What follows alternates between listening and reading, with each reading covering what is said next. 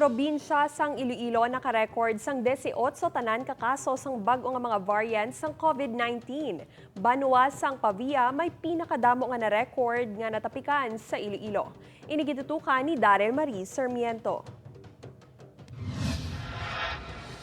Siyang damlaglang ginanunsyo sang Department of Health ang pagsulod na naman sang panibag-o nga COVID-19 variants diri sa Western Visayas sa 60 ka mga kaso sang XBB variant kag 5 naman sa XBC ang na-record sa riyon. Ang XBB variant amo ni siya ang Omicron nga recombination, no. Nag-combine ang duwa ka, nag-mutate kag nag-combine, no, kag nag-ubra naman sang another variant. Ang ining XBC Omicron to Delta recombination ni siya nga nakita nga nag-una ni nakita sa UK, no. And ang XBB naman niya amo ni siyang halin sa India nga nagkuha sang spike. 18 naman sa sining nga mga kaso ang nahamtang sa Iloilo Province. 7 sa mga ini ang na-detect sa Pavia. Sa XBC variant, 4 ang na-record, 3 naman sa XBB variant.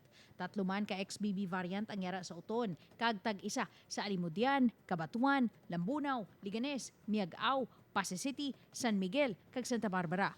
Ang LGU Pavia nagpaathag sa mga nakasulod nga bag-o nga variants sa ila banwa. So far, kay ang mga variant nga ina sa pan investigation by the RHU man, so far na sila fully recovered naman.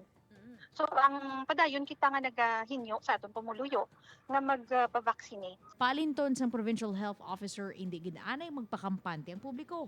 Ang minimum health protocols dapat iunay sa pagpangabuhi samtang yara pa sa pandemya. Sigiho naton ang pag-usar sang mask kag usaron magpabakuna gid kita, no, kay ang aton nga vaccination, no, wala nagataas kapin pa ang aton nga booster shots. Sa datos ng Provincial Health Office, nagapabilin sa 88.03% ang fully vaccinated ukon 1,286,832. Sa mga nakapa-second booster, yara lang sa 1.35% ukon 19,749. Paatag sang mga otoridad, sa rural health unit sa tagsa ka mga banwa, may aragid sang bakuna nga sarang magamit sang publiko. Samtang, ginaanunsar naman sa Kapitolyo nga mga fully vaccinated lang sa mga nagaedad 12 anyos pasaka ang pahanugutan sa mga patio sa probinsya sa Piesta Minatay. Dapat magpresentar sang vaccination card nga nagapakita nga ikaw ang fully vaccinated na. Kag bangod man nga ginalauman ang paghinutok sa mga patio sa November 1, pahanumdom sang gobernador. In such open spaces or outdoor areas where there are mass gatherings, outdoor and social distancing cannot be maintained, the wearing of face masks shall be mandatory. Upod kay Hans Desierto, Darrell Marie Sarmiento, One Western Visayas.